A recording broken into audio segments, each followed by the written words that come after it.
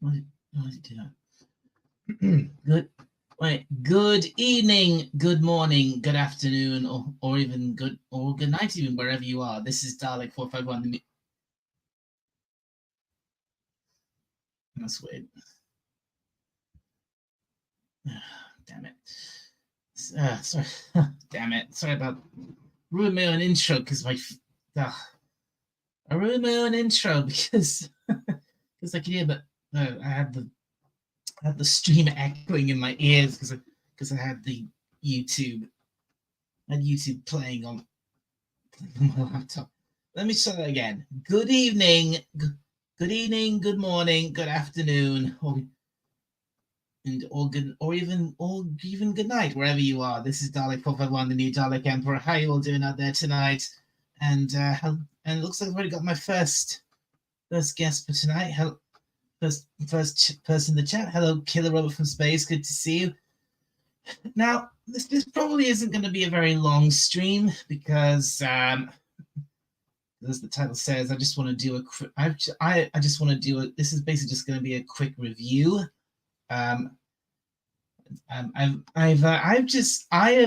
Tonight here in the UK is Children in Need Night, and for those of you in the States or anywhere else who don't know what Children in Need is, Children in Need is basically a charity that raises money for raises money for other charities that support children who have it rough all over the UK, and that's basically what they do. And every year they have this big, I suppose what you call this big live live show. I guess you'd call guess what Americans would call a telethon, and to raise even more money for it. Well, anyway, and tonight I've just seen a little special Doctor Who mini episode that was made to be shown especially on Children in Need. And in fact, I've now seen it twice. I first watched it live when it was being broadcast on Children in Need, and now I've just rewatched it on the BBC iPlayer where it now is. So if anyone in the UK watching this, you can go watch it there, or you can check it out for yourself. Or if you don't live in the UK, I'm sure you'll probably be able to watch it on YouTube or something. There's a very good chance you'll be able to find it and watch it. But anyway, I just want to give my quick thoughts about it, and before I do, I just want to say hello to BK Dan. Good to see you, Dan. Been a while. This is Killer Robots from Space's hail. And hey, John Randall. Good to see you, man. How's things? It's not things aren't too bad, despite what I've just watched and what I'm going to be very briefly talk about, because there's not much to talk about. It was a very, like I said, it was a mini episode. It was only about 4.5 minutes long, so it's very short. But anyway, I may as well kind of get into the review. I was essentially thinking of. So anyway, yeah, it's basically this review is this episode, this little mini-sode they did. It turns out it's set. Now this worried me and annoyed me a bit at first, but the setting of it is it's set on Skaro, on the planet of my namesake, the Daleks, and it's in fact, I think it's either set pre or set during the, in my opinion, is the greatest Doctor Who story of all time, Genesis of the Daleks. And because because at the beginning we actually get introduced to this. Admittedly, we got introduced to the guy, to the I think it was the actor who originally played Davros, who played not originally played Davros in the new series of Doctor Who, and it was supposed to be definitely a past Davros, because it was like he was dressed, because he hadn't had his crippling accident yet. He wasn't the Davros we know him as today, and he's got this he's got this like kind of I don't know, brought in some comedian guy with a ridiculously long, hard to pronounce name, and which the BBC seems to have a habit of that. They seem to be these days finding new actors with ridiculously hard to say names, and then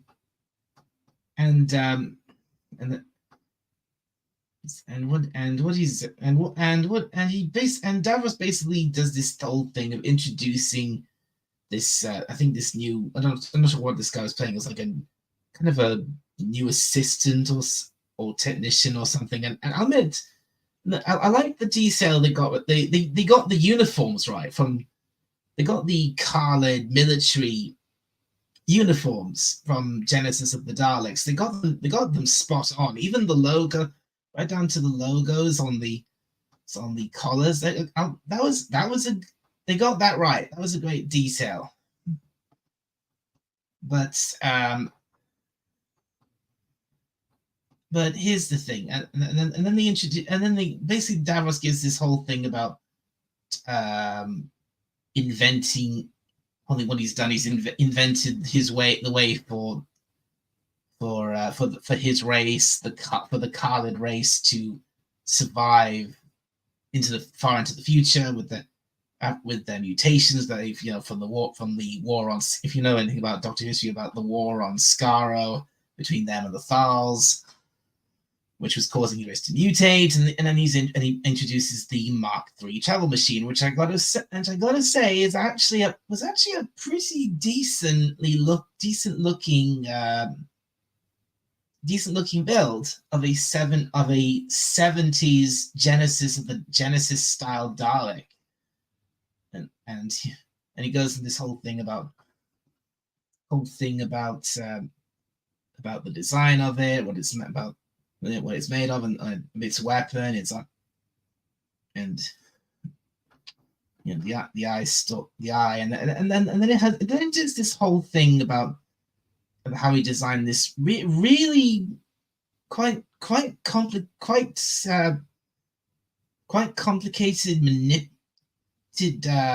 double dexterous manipulator arm, whatever he called it, instead of the traditional additional sucker arm or sink plunger arm, as we might say. So I admit that was cool, but then they did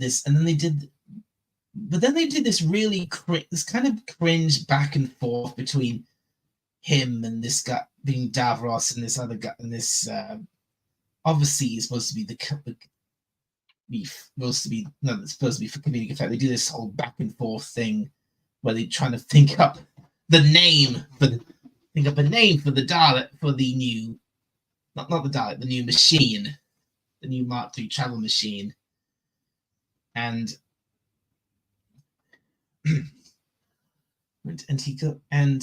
it goes back. He goes through these really ridiculous. He says like, we are called the Khaleds. We should have our new name should be an acronym of Khaled, like Dalek actually is.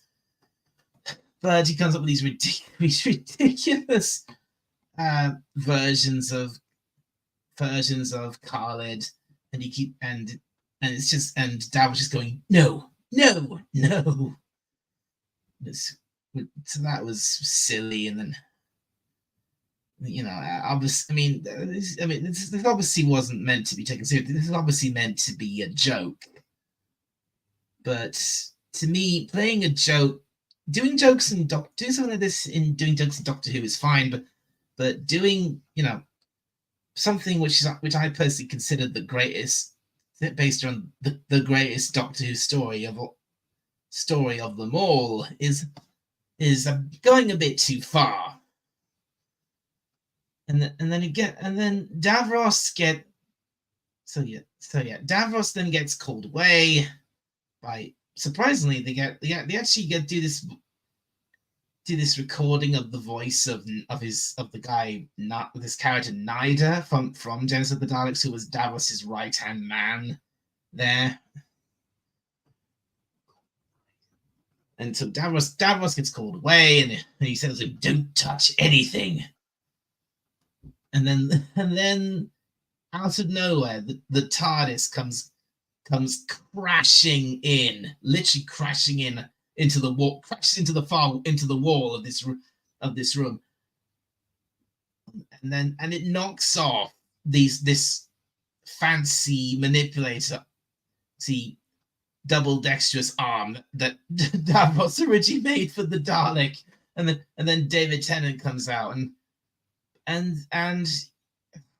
then this is when things went really downhill for me, because he says the stupidest line he could possibly say. Okay,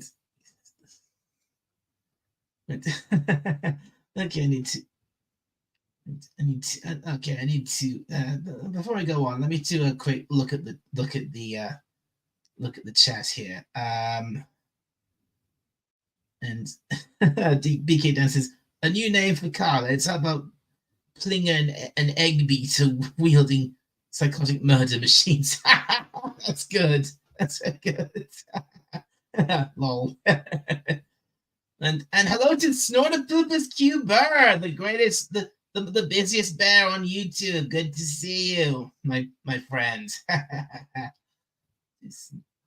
Snortopoopas Q Burr. Don't scream. I had to do that.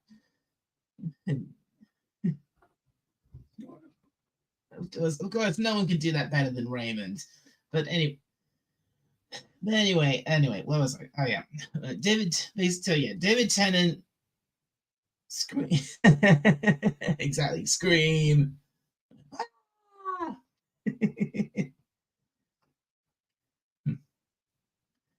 So, needle.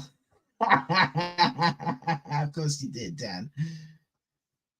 So anyway, David Tennant comes out. David Tennant comes out of the TARDIS, and he says, he's like, hello, and then he says, like, in fact, I wish I could. Now I'm not sure if I should do this, but I've actually got the episode up from the BBC iPlayer here backstage. I'm not sure if I should add it or not, because YouTube might knock me down for that.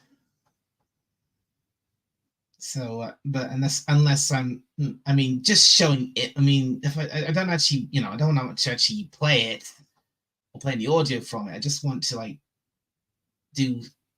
screencasts from it. So I'm not sure if I can get away with this, but I'm gonna try.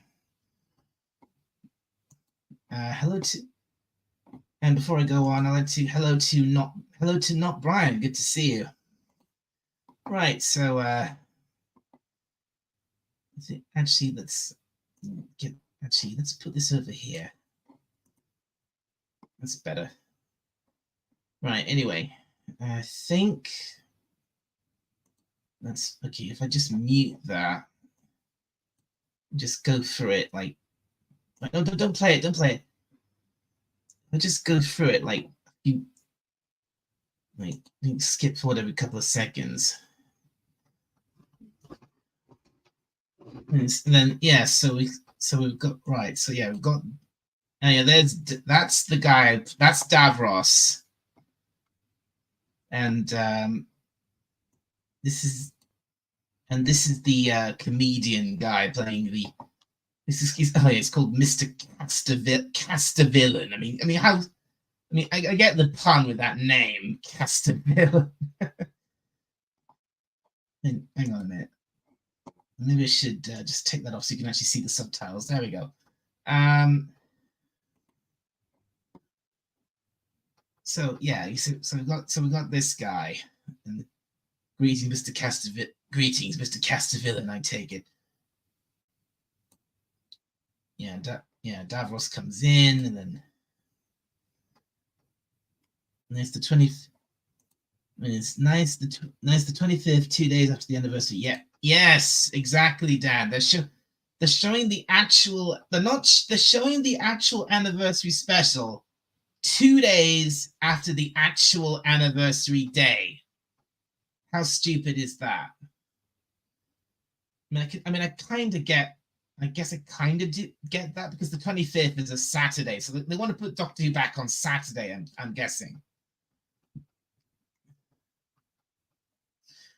So yeah, we've got this guy, and then there's a bit of a back and forth with Davros. And he says, "We're out," and then we actually get, and then we see this the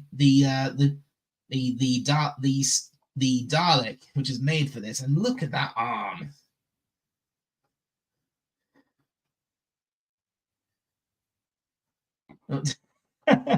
Castaville went up Moldaville and less metal, so easy to make. Right, Dan. So anyway, here's the new Dalek. What do you think of that? I actually do generally think that actually does look pretty good. It's got they've even got the eye stalk right for a proper 70s build Dalek. It actually does look like one.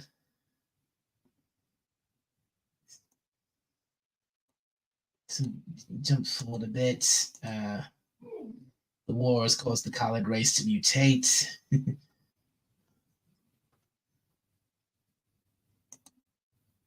I hope YouTube doesn't strike me down for this.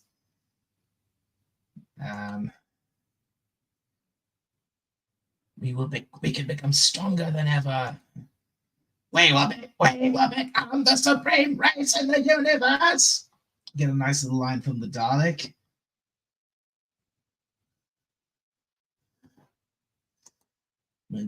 Only a Dalek would. Woo, that's an arm.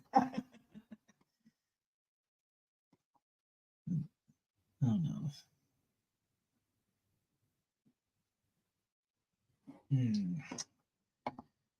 Anyway, oh dear, looks like I might be having connection problems. Hope that doesn't stop me. Anyway, so yeah, we see that. So yeah, that Davros goes through this whole thing of seeing the design of the Dalek of the Buffett Orius Mark III travel machine, as he's called it. We have this whole thing between Davros and this guy because of the stupid anagram names of Khalid. I mean, look at this Adlek.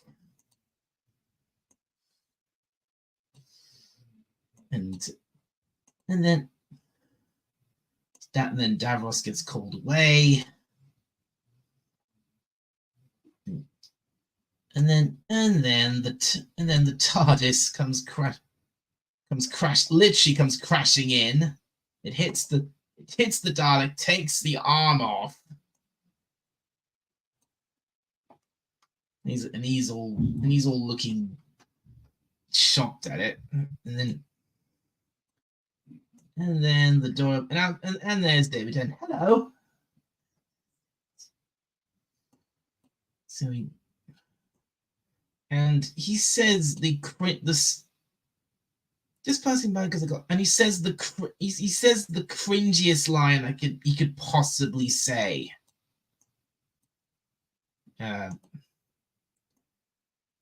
Where is it? And to make would that qualify as a sexy pic for Dalek's actual? Oh no! I had to make the joke. Sorry, that's all. It's okay, Dan. I mean, I'm supposed to. I'm not necessarily giving this a good or bad review. Not necessarily giving this a good review.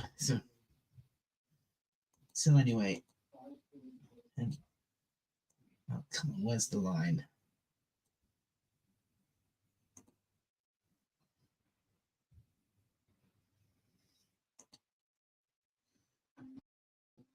Sorry about this. Just trying to get into the right blooming spot. I'll just see why I could got a bit lost. It's funny. Then he says this. It's funny, and then he says this. 60 minutes ago, I was a really brilliant woman. And 60 minutes ago, I was this really brilliant woman. He actually says this as one of his first lines. This is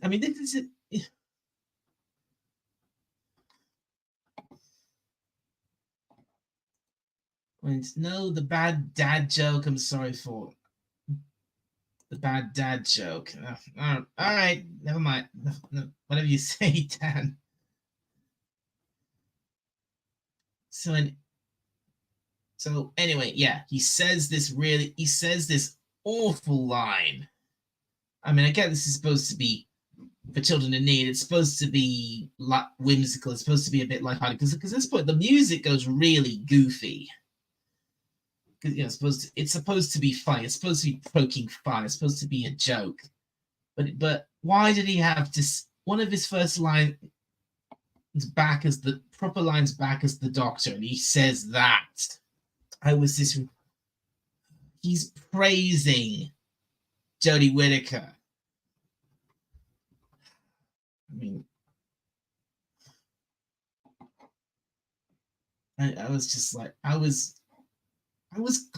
kind of into this until he said that line, and I was like, it's like, what are you doing, Russell?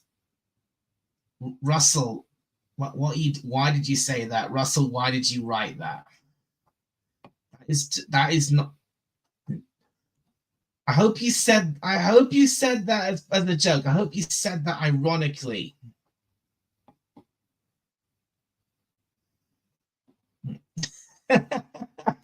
It's not a book that says possible new names for Daleks. Ankled? Nope, no ankles. Walked. Nope, they don't do that. Leaked? Maybe. Locked? They don't have much fun. Darkle? That's the ticket. Next one, snorted purpose. So anyway, so he says that. Lame as fuck. Yeah, it is. It's terrible. And now I've got this old face back again. So he steps out. So yeah, he steps out of the TARDIS and says, and then we get into the next bit where he notices he's actually, when he crashed into it, he actually knocked this off the Dalek, and then he looked. He doesn't even know he doesn't even realize what he's done, and then he looks up at the Dalek and he goes, oh, that's a Dalek.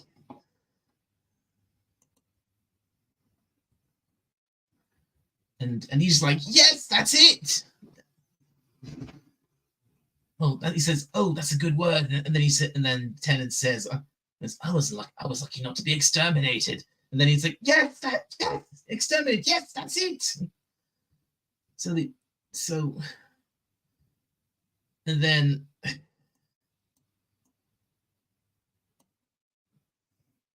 unlucky I wasn't exterminated. And so basically, you see what's going on here. Right? This little short is saying, jokingly or not, it's saying, it's retconning Genesis of the Daleks. It's saying that this version of the Doctor gave the Daleks their name and gave them their classic look. I mean, because he gave them the name Dalek, gave the word exterminated, and then he says, and then James said, "Wait a minute, do you mean this is the genesis of the Daleks?"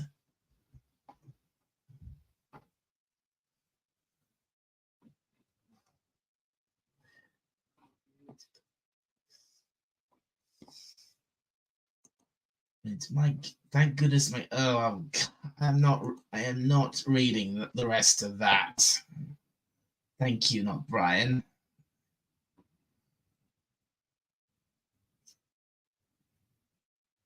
Anyway,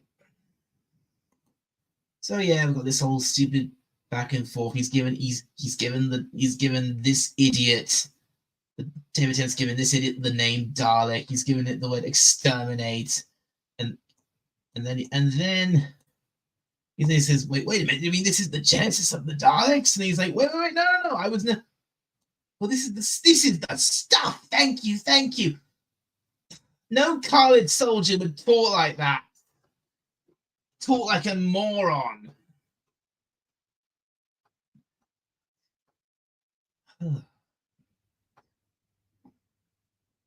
This guy is supposed to be a Khalid. No. I know this is meant to be funny, but it isn't. It's stupid.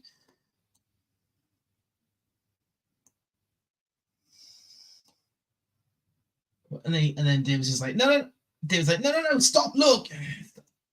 Stop it, look. And then he says this, which is even worse. He says, the timelines in the canon are rupturing. Can you believe that? He's poking fun at the canon being being busted, being changed yet again. He's poking fun at it, doing that. He's practicing. He's doing something Doctor Who shouldn't do. He's practically breaking the fourth wall with that line.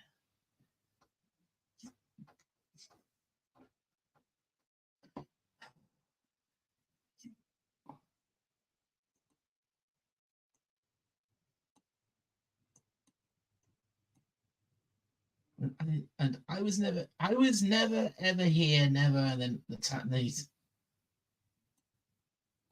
and you're not going to say a word, okay?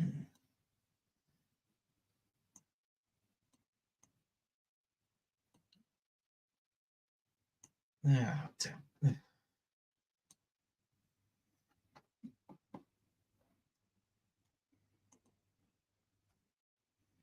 And then we got the final thing where he goes like, no, but you broke the multi-core adaptable thingamajig.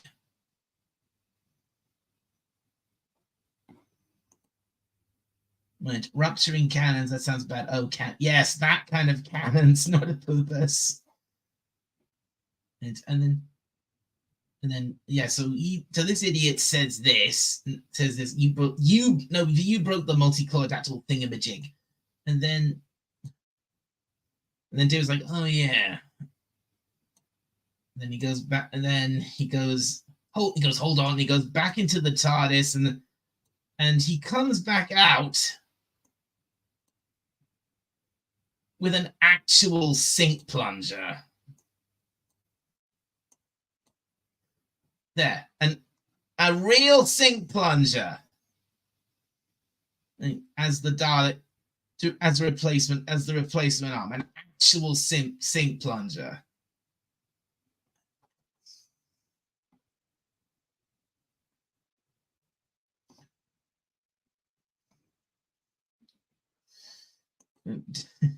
John Renner says, ruptured your cannon. We've got a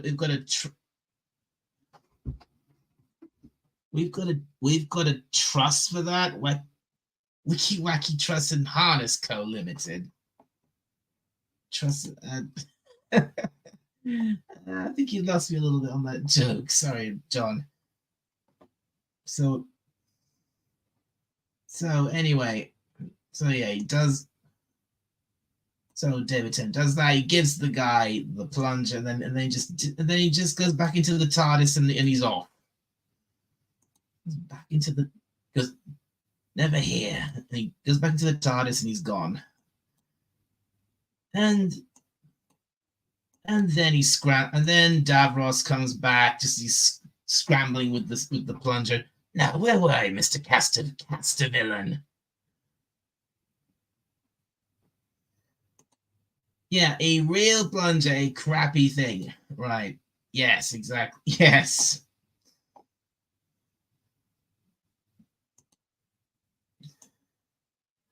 So he's all like really saying like really nervous, and then Davros, the splendid design of my secondary.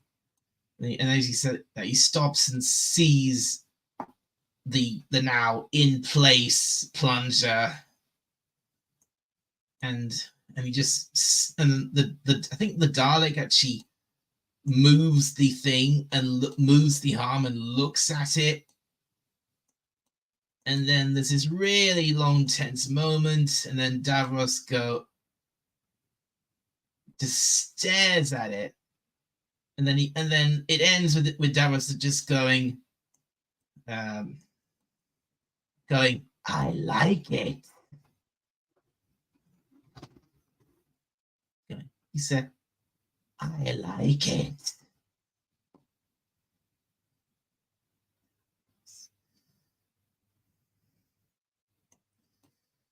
And then it ends saying Doctor returns November 25th.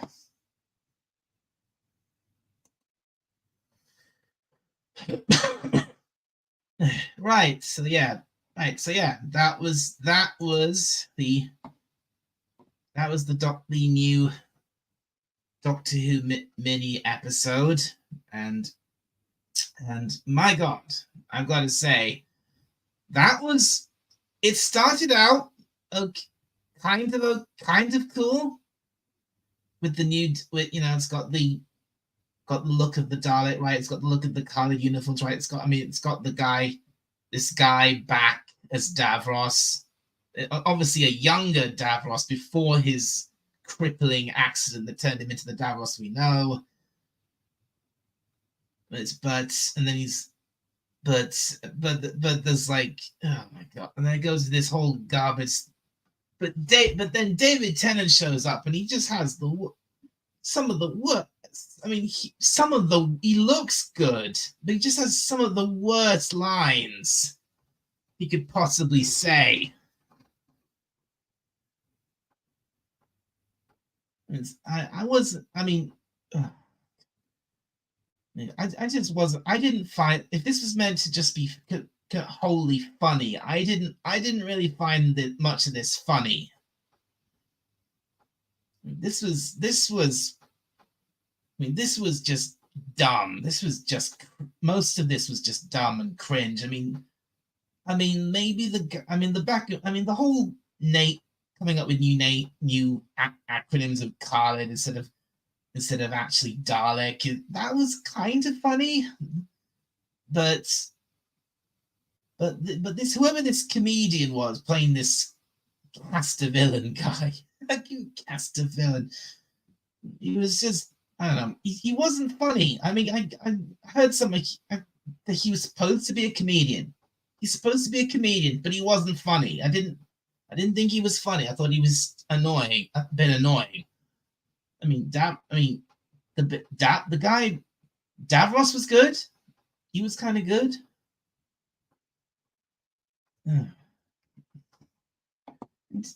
So, and then but again, it's like Russell, what are you doing? Why have you given? Why? And it gets to David Tennant, which should have been the best part of the whole thing, and he just wasn't. He just wasn't at all, which is sad considering it's David Tennant. And he just said these god awful lines.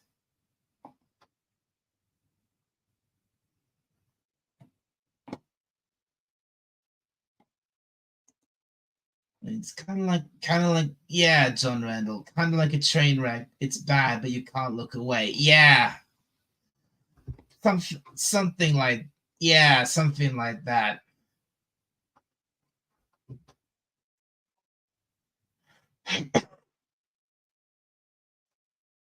Right. Well, anyway, right. Well, I think I can only go as far as give this short. It definitely it definitely had things in it. Um I liked Davros, even though what he even though some of the stuff some of the lines he was saying in the beginning when he was going over the design of his Mark III travel machine, about maybe some of it was a little forced, but again it was supposed to be a mini comedy thing for children in need, so I can forgive him for that. But the rest of it was just like, what are you doing? David Tennant was wasted on this. He could have had much better. He could have said some much better stuff, but he just. I mean, almost one of the first things he says when he steps out of one of the first things he says when he steps out of the TARDIS is just like, I was how good Jodie Whittaker was. I was like, no, no, why did you have to say that?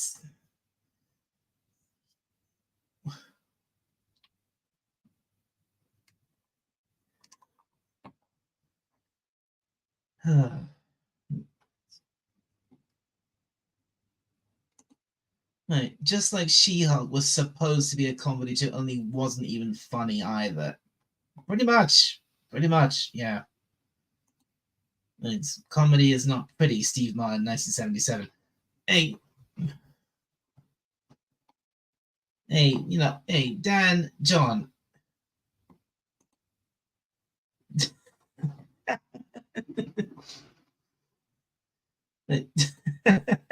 Dirty, what a farce. Yeah, exactly. So yeah, I think that's pretty much covered. That's covered the whole thing. And I'm not sure what else I can say on it except, well, it just most of it was bad.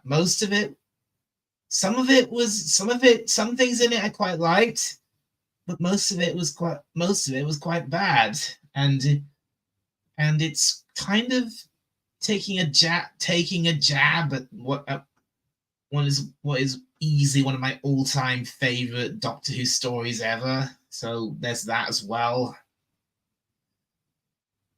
It was like, hasn't like Doctor Who hadn't been effed up enough. Now they're going to do this.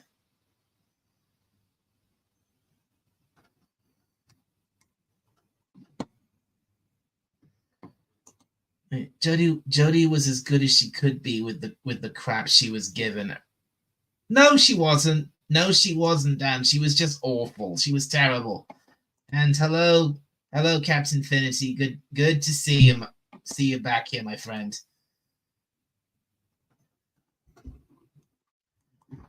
Now that I've given my thoughts, who'd like to, like, I could end the stream here, or I could just open up the panel and allow allow you to come up here and join me for a little while, I think yeah, I think I might do that. So let's see.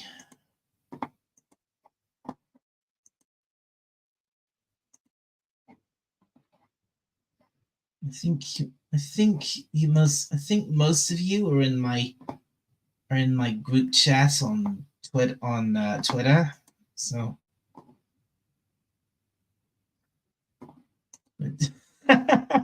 It would have been funnier with Snortopoopas as Davros. Oh man, can you imagine?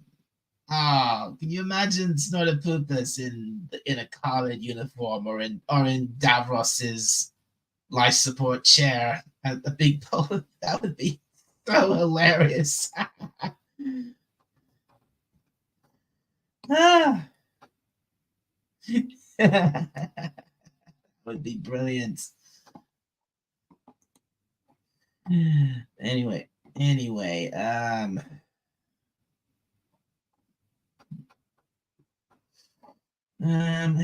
sure most of no, I'm sure most of you are in. Right, hang on a sec, folks.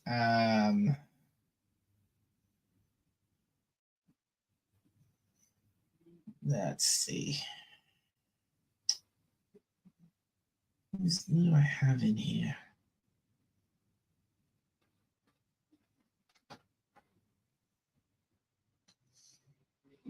Hmm. Let's see. Oh yeah.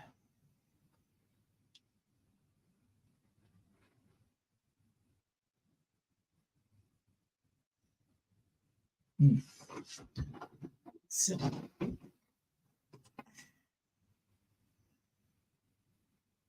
hmm. Right, so that's who I'm going here. Okay. Oh, no, you're not on Twitter, unfortunately. All right. Well, that's a bit unfortunate, John, because it was actually. You know what? I'm gonna put. Actually, I'm gonna post the streamer link in the YouTube chat. So if you want to join me, feel free to. If In fact, why don't you actually? If you're not on Twitter, hang on, John. If you're not on Twitter, how does Raymond send you the link for Just Cause every week? Did he send it through email or something?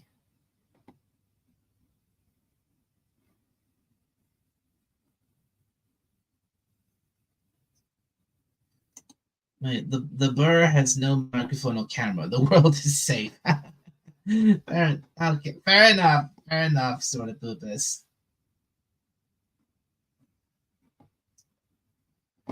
Raymond has your email. I can have him send it to you tomorrow. All right. Fair enough, John. No, I'm gonna do no. Anyway.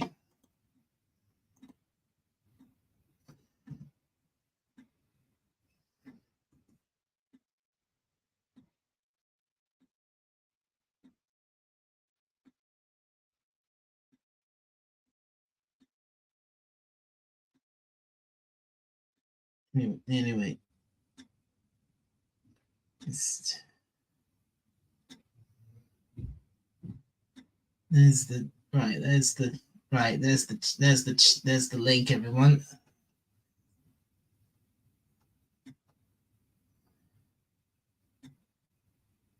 I was gonna share it out to my group chat, but something I'm not sure about doing that.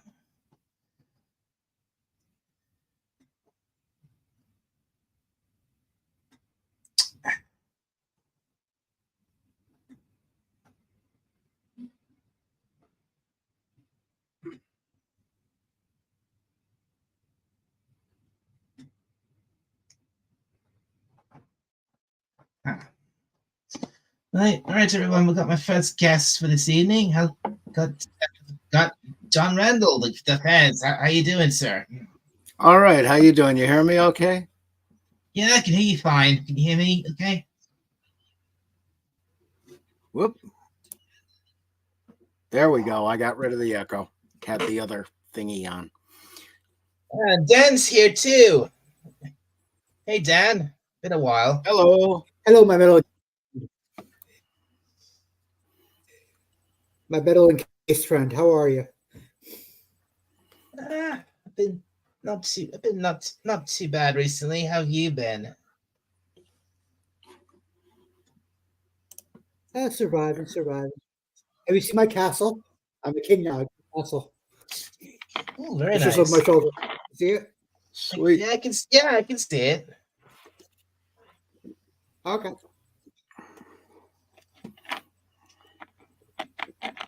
Oh.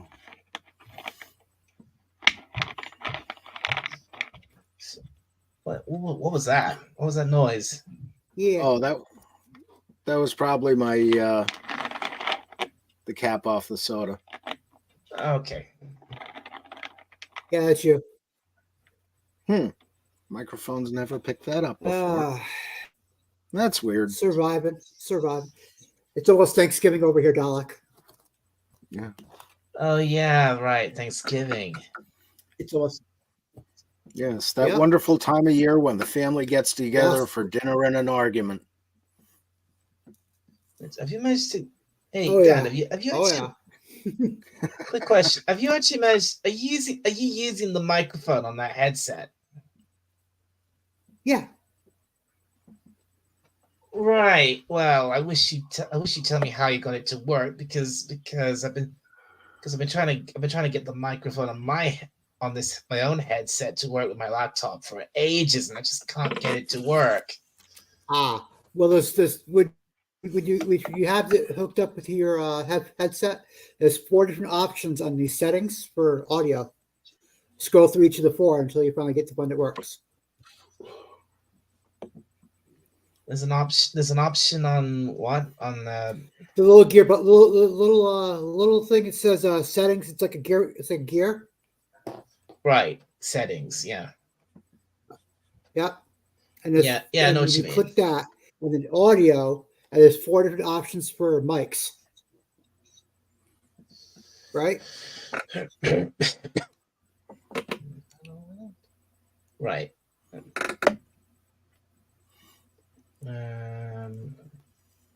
Was like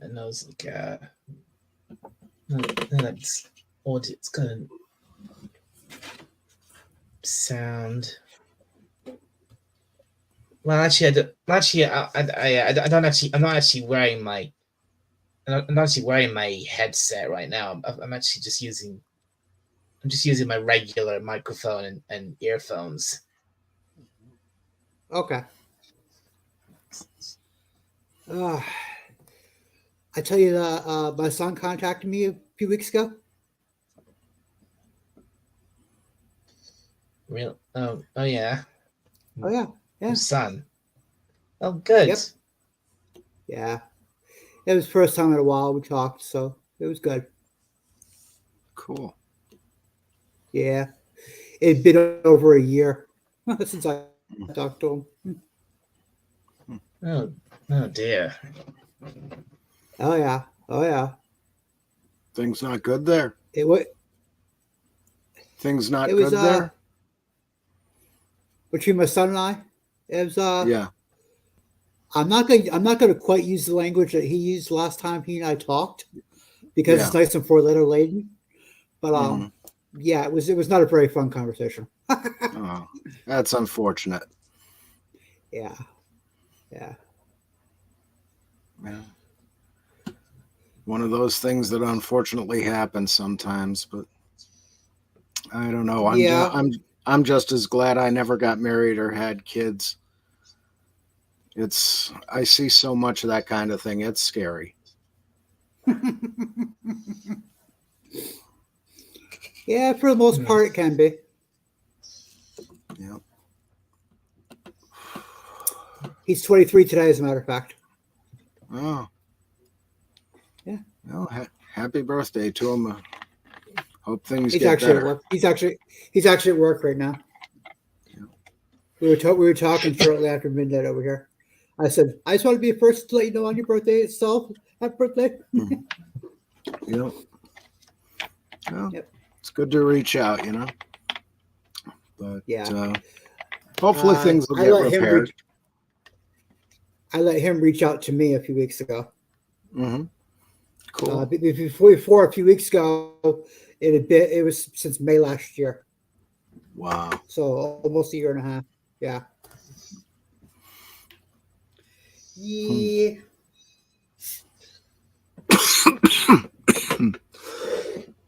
Excuse me. I'm getting old myself.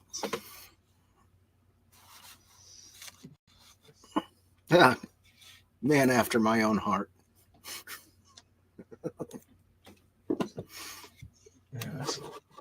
Oh dear. I shouldn't have. I know. It's I diet. should- But we don't know what Dalek drinks. What? You What think kind I of was oil do saying? you drink? What? You think I was saying? I know to your what you were drinking? No, it was something else.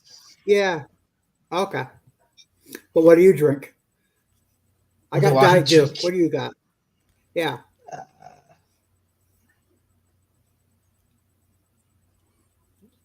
I What you drinking?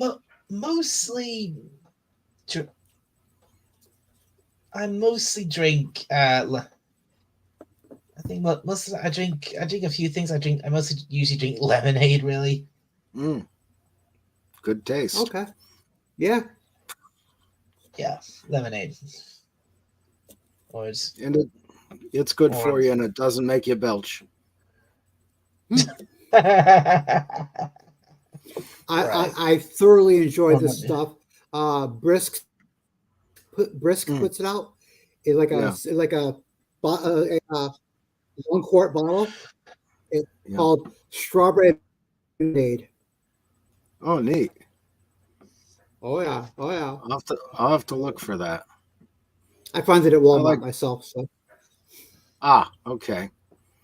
Yeah, I have to look for that. I like something a little different now and again. I drink at least 2 of these 2 liters every day, so that's going on 30 years now. well, I'm down to one. Really? I drink a lot of water beyond that. This is my water cup. Very good. I have 2 water cups a day. 2 water cups a day. Cool. Yeah. And keep it. I think you should. A quick thing, guys. This stream's not. This stream's not. This stream's not going. It's not going out. Sorry. What? It's not going out. It's not just. We're not just live on YouTube. We're live on Twitch as well. Oh, okay. Wow. Yeah, but no one. But don't worry, no one's watching us on Twitch. So if I have a seizure right now, does that mean I'm par for the course? I'll be twitching. Hey! I have a son. I come by these jokes honestly. Yep.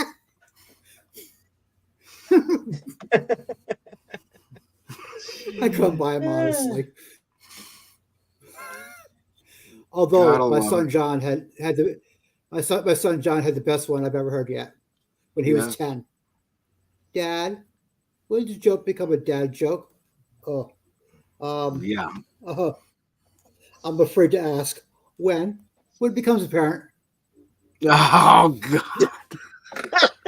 I'm stealing that one. He was 10 when he told me that. Yep. Gotta love it. 10-year-old. Oh God, no, that's horrible, John.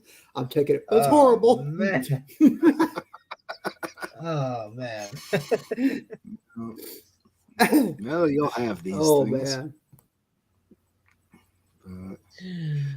Anyway, so what was this about Daleks?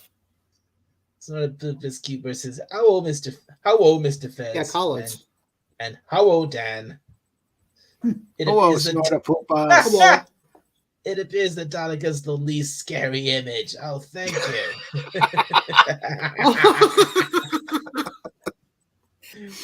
I'm showing my true colors there. It's bald. That time of the year when welcome to my world. That time of year when turkey isn't the only thing being carved. Yep. Huh. And then he says, I like limeade. Yeah, I haven't not much. tried that. No, yeah. If you ask me, don't bother. It's not limeade's not that good. Hmm. It's really sour. Well, it's probably better than my key lime Okay, pie. I'm putting. I love key lime pie. Oh my Jesus, it is awesome. Not when I With, make with it. nice graham crust. Oh yeah. My key Oh, lime pie consisted of a lime with keys stuck in it and the pie symbol carved into the skin. Raymond has a Wow. picture of that. Oh, I gotta ask him about that. Yep. So anyway, you were Hmm. asking about. So no, John, you you're are asking forbidden. about.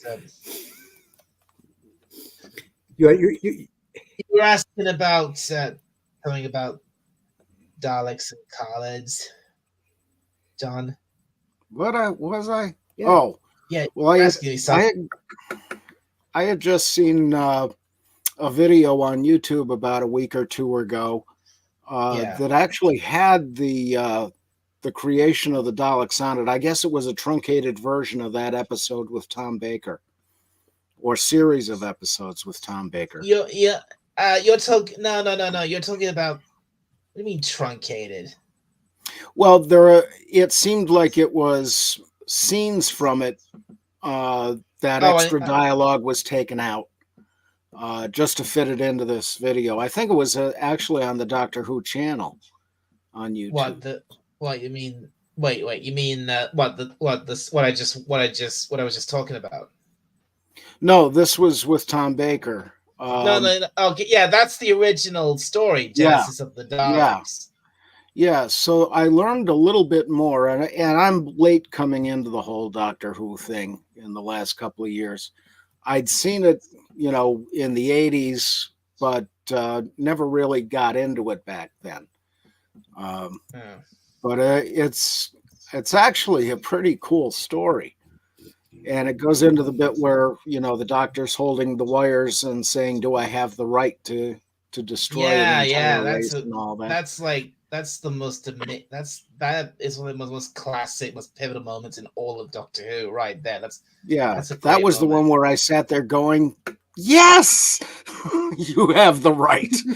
Go do it." But yeah, that was pretty interesting. And of course, hearing the evolution of the voices and how the Daleks took over and all this is pretty No, cool. Captain. No, Captain. I see you. I need to just take a second here to welcome back. Welcome to the. Sorry, getting mixed up. I'd like to take a moment to introduce the triumphant return of Captain Finity to my channel. Good evening, Captain. Yay! Hello. Hello What there. Genesis of the Daleks is that? The one with Phil Collins? Uh-oh. He fought Hang us. on, I'm showing up as a nipple. I'm going to reboot. Come back with better jokes. Look, I'm getting head shaking already.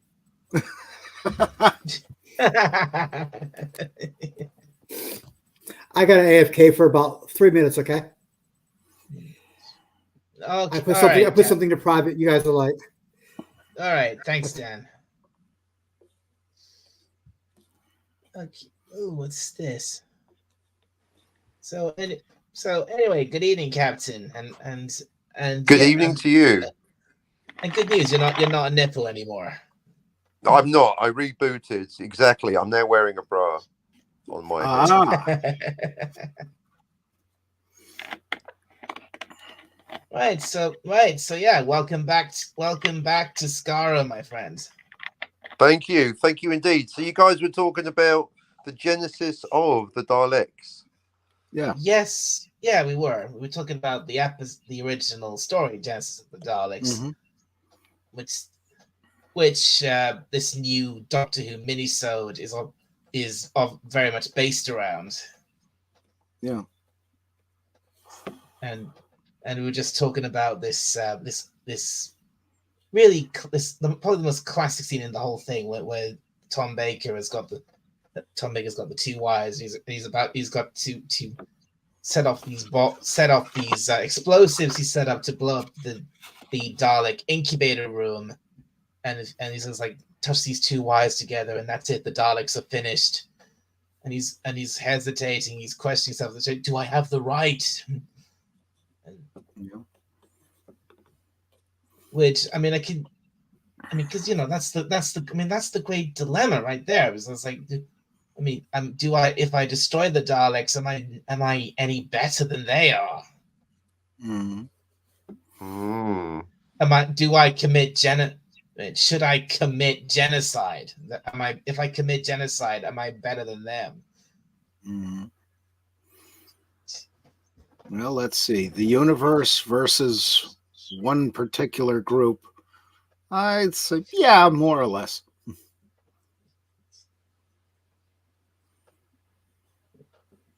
Yeah, the speech goes on. It's like, says like, things. He actually says something like, the things could be better with the Daleks.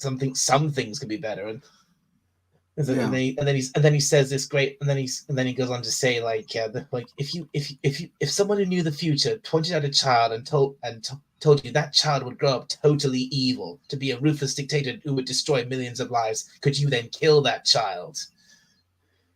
Mm-hmm. That fella from across the channel there that caused all that trouble so many years ago. Yeah. Mm-hmm. Yeah. So yeah, exactly. It's a metaphor. The Daleks originally, I think they were meant to kind of be not a metaphor, maybe what's the word? Allegory. Yeah. for the Germans You know what? in the 1940s, shall we say? Yeah. Good old Schicklgruber. Mm.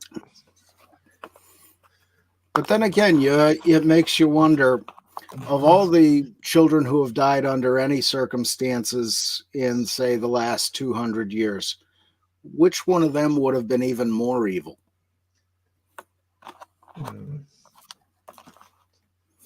Good question.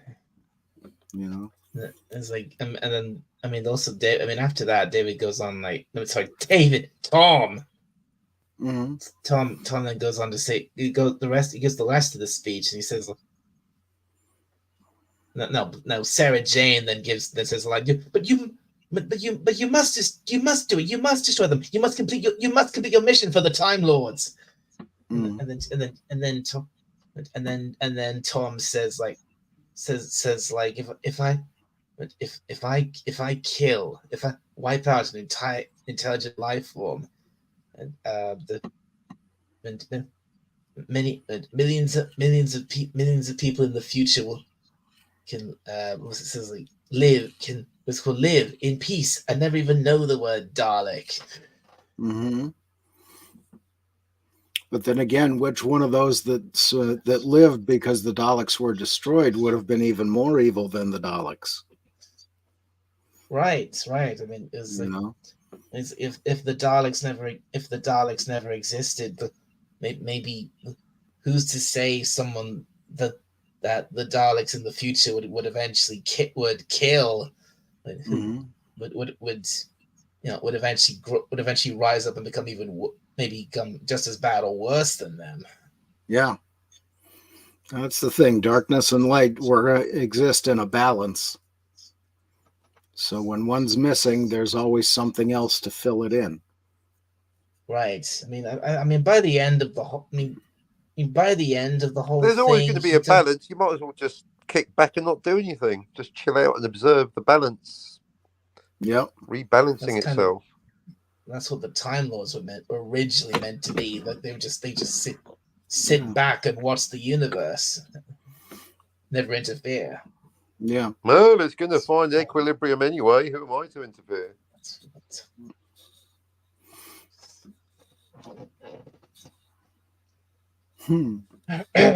but anyway, but I mean, by the end of the story, the incubator does get set off anyway, even though there's already several Daleks already in operation by then. Mm-hmm. So by the end of the story, the Daleks aren't, they're not wiped out, but they are delayed. So the Doctor didn't rid the universe of the Daleks or stop them becoming less aggressive like the Time Lords wanted him to, but he you could say he did. In some ways, he must have fundamentally changed their history quite a bit. Yeah. Can't change history.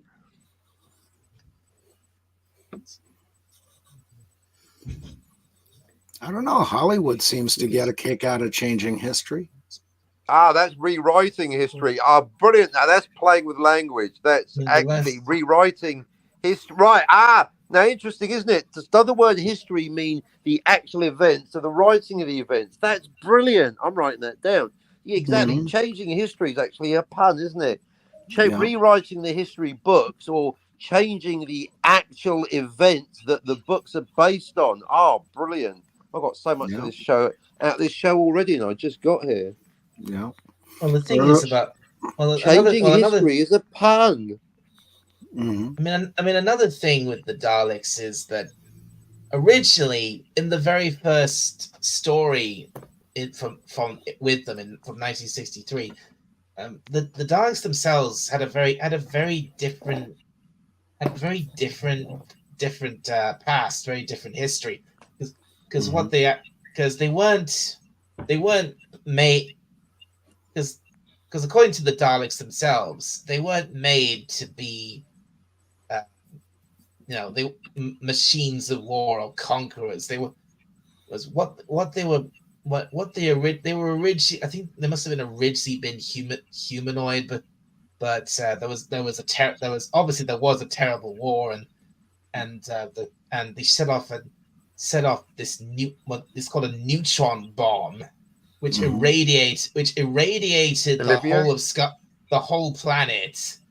Yeah. And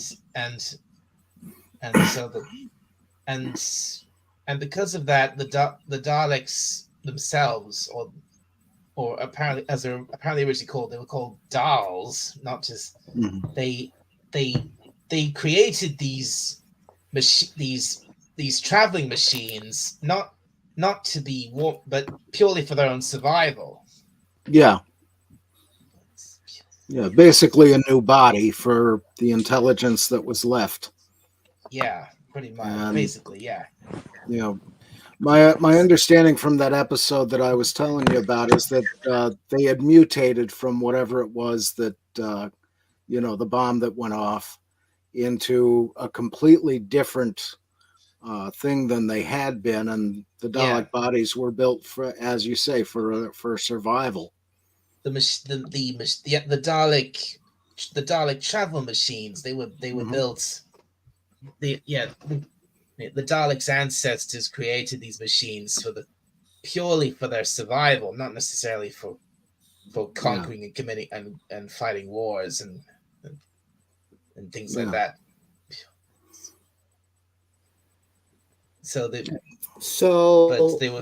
that mean there's a crossover between the movie Grease and Doctor Who? Because Grease had a Oblivious Neutron What? Grease had Oblivious Neutron Bomb. Yep. Love it. Love it. If you go, I said Olivia about 2 minutes ago, but I guess it got missed. But if you go, but anyway, that's the story. Maybe that's the story from the original, from the very first Dalek story, because they came up with that because the Daleks weren't supposed to last as long as they did. They were supposed to only be a one-time throwaway alien, and then that would be that. But they became so popular afterwards, after the fact, that they brought them. They had to bring them back. So that's what led to the second time you ever saw them, the Dalek invasion of Earth. Yeah, And that's where they really and they were started to become the universal threat that we know them as now. kind of like the Klingons were to Star Trek. You know, they were supposed to be a one-off thing, but then they became the big thing. Right. Yeah. And of course, the writers on Doctor Who back then were smart because they would bring in the variations of the Daleks, you know, different colors, different arrangements of this or that. Yeah. What was it? The Imperial Daleks were the white ones, and you had some other variations along the way. If you're talking about in Sylvester McCoy's era, he had a Dalek story that it's called Revelation of the Daleks, and there were two Dalek factions which were in a civil war with each other. The one was called the Imperial Daleks. They were the white and gold ones, and then they had the more old school grey Daleks, which were called the Renegade Daleks. Mm-hmm. But they kept them fresh. You know, there was always something new, or, you know, when what you had was, you know, done a few times over some episodes or series, they put in something new like that, which really, you know, you think you've seen the Daleks already, wait until you see this. And that was brilliant. Yeah. They were always coming up with some new thing that the Daleks were capable of, to keep them interesting. And I mean, I think it was probably by. I mean, one of the best examples of that is one I think is Patrick Troughton's first story, Power of the Daleks, which was where Patrick Troughton, he nails his performance in that, because he makes it absolutely clear to everybody the Daleks are dangerous. They will kill you at the moment they get the chance to. Yeah. And the one that kind of made me laugh was the one during World War I or World War II. They were up on top of a building on the British side and unveiled as, you know, the new secret weapon against Germany. That's right. Yeah. They were. I had to kind of laugh at that because it was so brilliant. Yeah. I mean, yeah. Yeah, it was called. I think it was called "Victory of the Daleks." That episode. That was that was Matt's. Yeah, that was Matt Smith's very first Dalek story, and we were introduced, and what the Daleks were actually doing in that story kind of mirrors what they were doing in Power of the Daleks. Because in Power of the Daleks, they were pretending to be these friendly robots. That were there to help out and serve the humans at this colony, but of course they were secretly planning to build up an army and then just slaughter everyone. Well, we all figured it was like, we all figured it was a ruse anyway because of the How to Serve a Human episode. Yeah. I mean, or going back to the Hitchhiker's Guide to the Galaxy's definition of a robot, your plastic pal who's fun to be with. Wow. Because like I said, because like I said, in both I will episodes, not be caught unawares. So yeah, in both episodes, in Power of the Daleks, we have a scene where this Dalek is the Doctor's trying to get across how dangerous this thing is, but the Dalek's just going, "I am your servant," and that's how the episode ends. And then and then in Victory, when Matt Smith confronts what Churchill and that guy Bracewell calls the Ironside. Mm-hmm. The answer, and he says, "Oh God, it's a Dalek," and it's like, "What are you doing?" He's like, "What are you doing here?"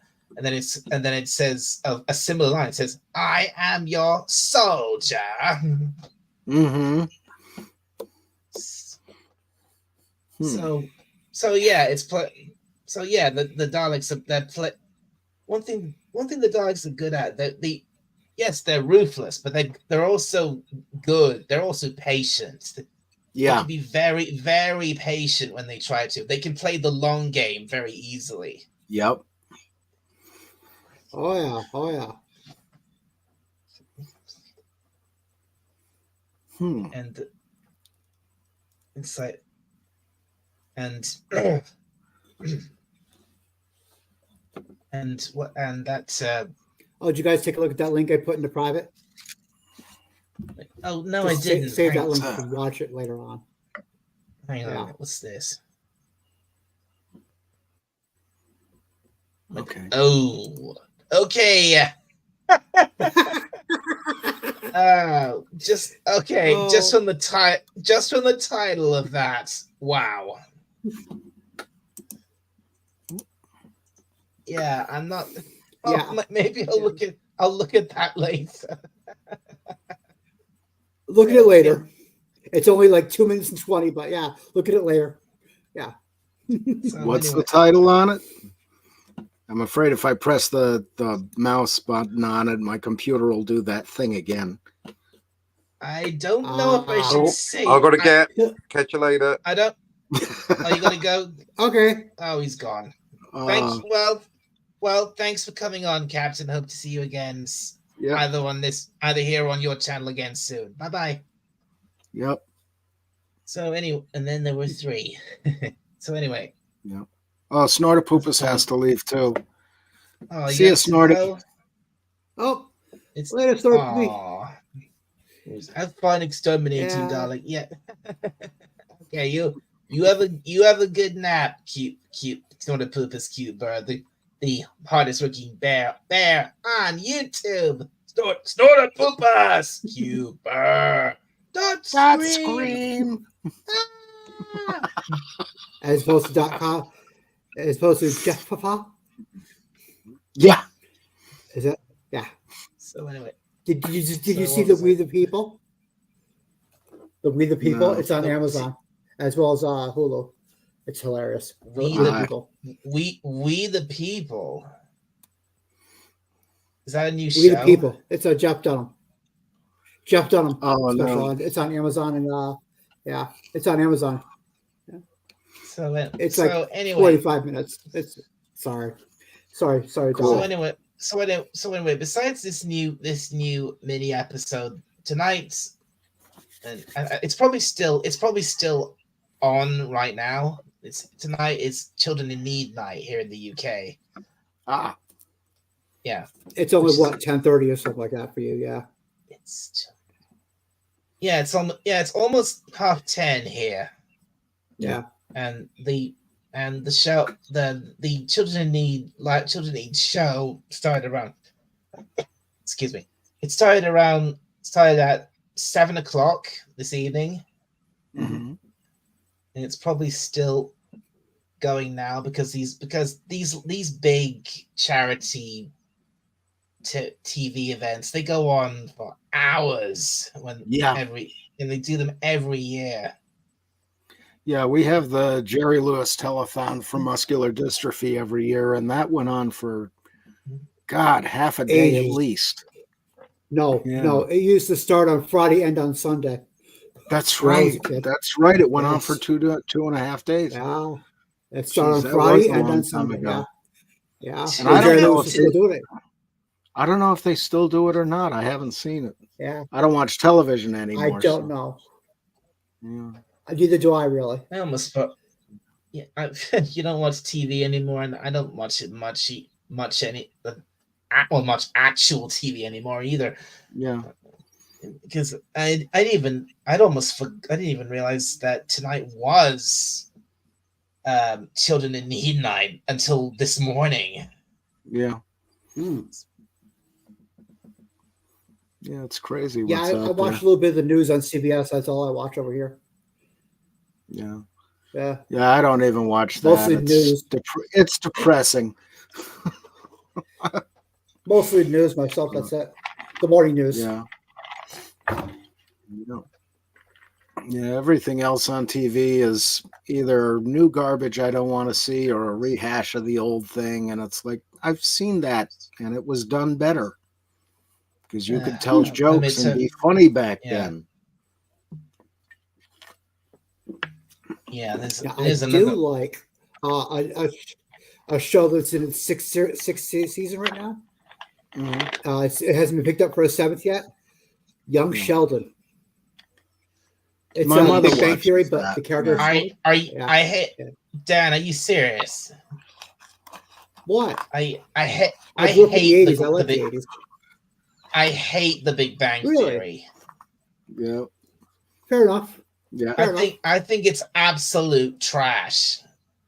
Well, the funny Fair part, Dalek, when I worked at that university, during the summer they would have the various camps there, and the physics camp would occupy the one frat house, and we would have to go through and change the locks in all the frat houses for the summer groups coming in.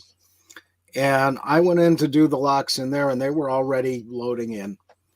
And I swear to God, there were people just like the characters on that show in real life, including 3 Sheldons. Unbelievable, but these are real human people things, Oh my God, it was horrible. Right. So And there was even a goth Penny. What? Yeah.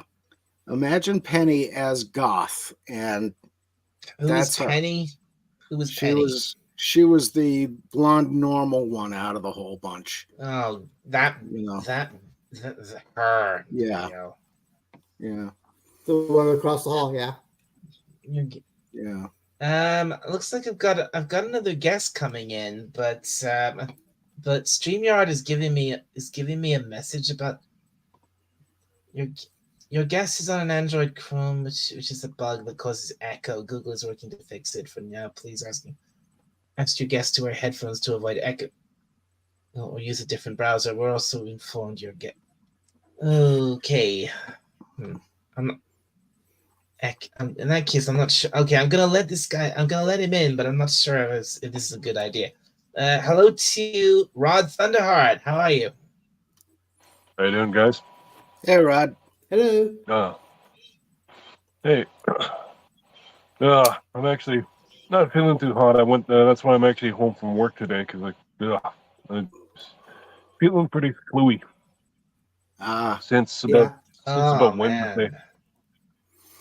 Yeah. Stomach illness? No.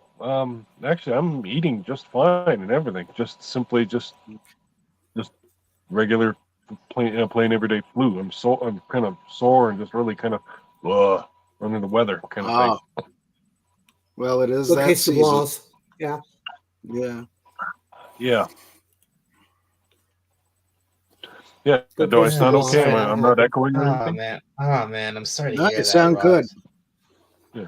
Is anyone hearing any kind of echo or anything from Rod?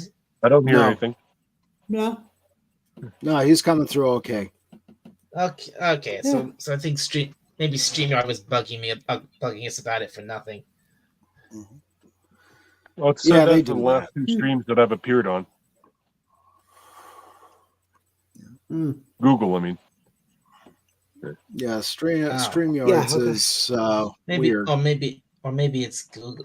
Okay, because I'm using like I always do. I'm using Chrome, so. Okay. Oh, kitty! Yay! Yeah. Where's the kitty? Cat. Here's the kitty. Come on, show us the kitty. Like What's that. his name? Yeah. Her name, Alessandra or Alley Cat. Ah, very good. Aw. Hail Alessandra. Alexandra. Aww. Cute. Cutie. Oh, she meows. Aw. With the stripy pajamas, just like my old And she- George. Yep. Aw. And she's 16 years old. Oh, wow. Oh, old girl. Wow. Oh wow. Awesome. Old for a cat. Yeah. Old for Yeah. a cat. Looks Yeah. pretty Well, I healthy. feed her wet. Well, yeah, I feed her wet and dry cat food. Yeah. Mm-hmm. Well, she, Yeah. Very well, she cool. certainly looks good for her age. Yeah. Yeah, I had my George for 15 years and Patchy for 18. And unfortunately, George passed away 2 years ago, but Oh. she looks Aw. good. My ex and I had 6 cats. Why Yeah. did we have 6? Oh. Because we got the father fixed a little too late. Yeah. Yeah. Yeah. They know how that happens now. So I had 6. Go figure. You put a boy and a girl cat together. Look what happens. It's like that old fairy tale. Once upon a time, there were 3 bears. Now look how many. Yeah. Oh, it's so. Oh, it's perfect. Oh, it's.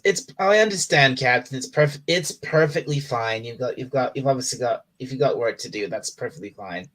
You Yeah. you do what you need to do. More power to you, man.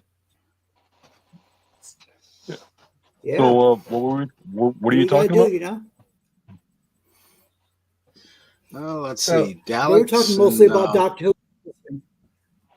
We were talking. This stream started as the title says as a review of this new mini Doctor Who episode that aired early just a couple of hours ago. And Oh, okay.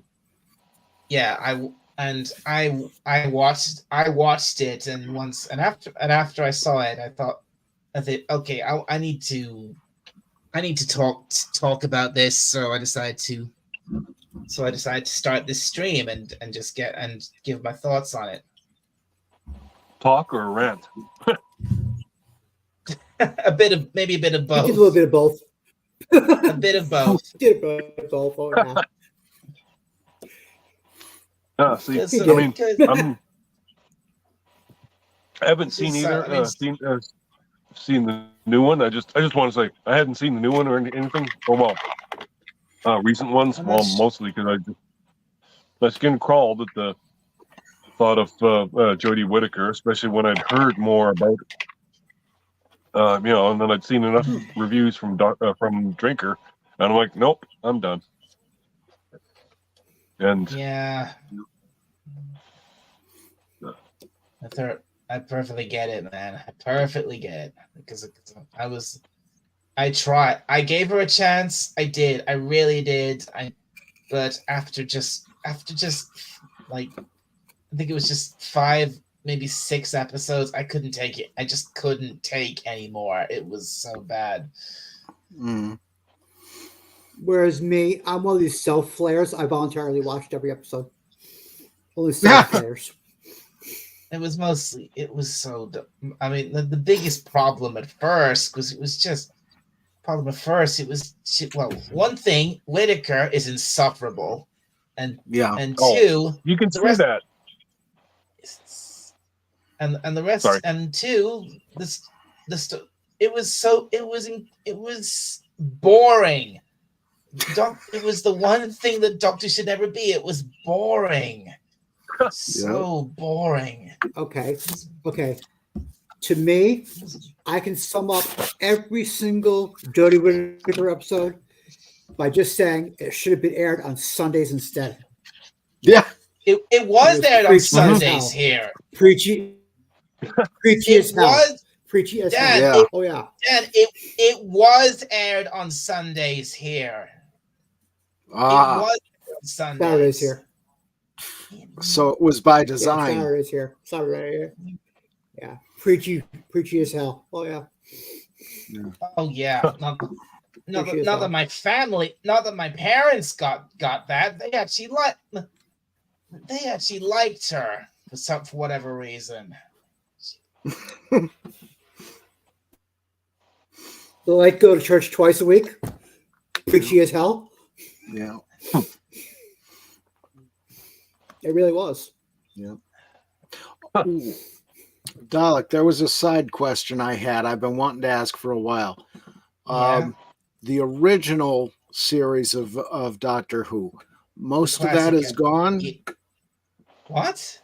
Most of that was erased, or is that still existent? I've heard the vast majority. Well, the vast majority of the classic era of Doctor Who does still exist. Okay. Most of the vast majority of it does still exist. Like all of the original classic color episodes of Doctor Who, like from Dawn Pertwee onwards, they all still exist. You can find to watch all of those. So those are good. Those are fine. Those have all been preserved. But when you get into the black and white era with William Hartnell and Patrick Troughton, that's where unfortunately that's what you have a lot of lost episodes, which were either lost or deliberately erased or thrown out in the trash or in the rubbish. Because what they did here in the States around that time with the kinescopes was they would erase them and reuse the tapes, and that was just a matter of saving money, because I think that's basic. Everybody thought, you've seen it, you don't want to see it again. I think that's basically that's basically what the BBC did with a lot of the old original tapes of episodes of Doctor Who, and so there's a lot of gaps in the classic era, especially Patrick Troughton. He got it the worst. And he was the first one, right? No, William Hartnell was the first one. Yes. Patrick Troughton was the second. Okay, was he the guy that showed up in The Omen as the little priest who got impaled with the flagpole? You mean got his head cut off? Is that what you're talking about? No, that was oh God, I should know his name. He's a great actor. No, this guy was the little priest who was trying to get to Gregory Peck's character. Does he have like a bowler cut hair style? Sort of, yeah. I think that was Patrick Troughton. Yeah. Okay. Yeah, because he was a fine actor too in that. And Troughton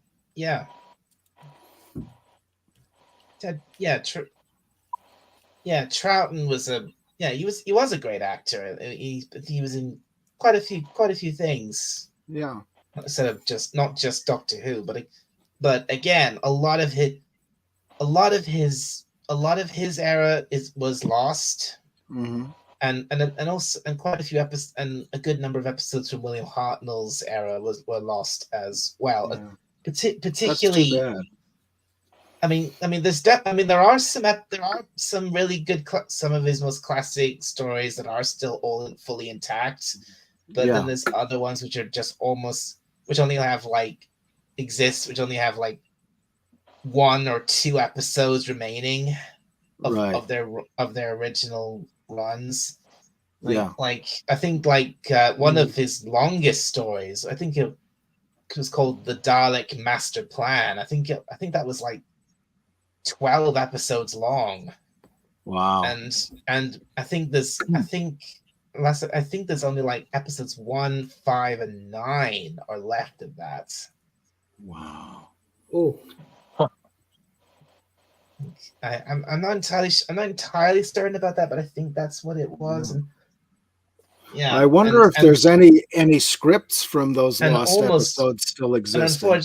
And then we get into and then again you get into Patrick Troughton's era, and then so much of his stuff is gone, was lost, because particularly like, especially even his very first episode, the power of the Daleks, almost that was lost almost entirely, except for a few little bits of film and the audio from it. Wow. For many years.